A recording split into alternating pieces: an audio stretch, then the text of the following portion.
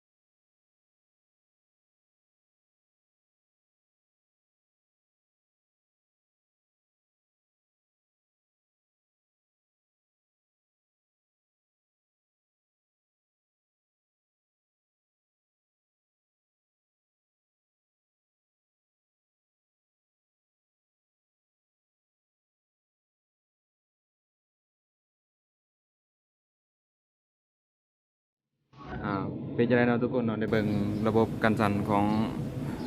A52 5G เนี่ยถือว่าใช้งานได้เนาะเพราะว่าภาพมันก็นิ่งคมชัดดีเนาะแต่ว่าสินำไปใส่ลองเบิ่งต่อไปเนาะเป็นจังได๋ก็ติดตามกันเบิ่งเนาะทุกคนเนาะแล้วก็อย่าลืมติดตามเบิ่งกันเด้อทุกคนเด้อสำหรับการคลิปนี้ก็มีส่ำนี้เนาะถือว่าใช้งานได้เนาะภาพนิ่งดีแล้วก็กันสั่นได้ดีเนาะกันสั่นได้ดีหลายเนาะ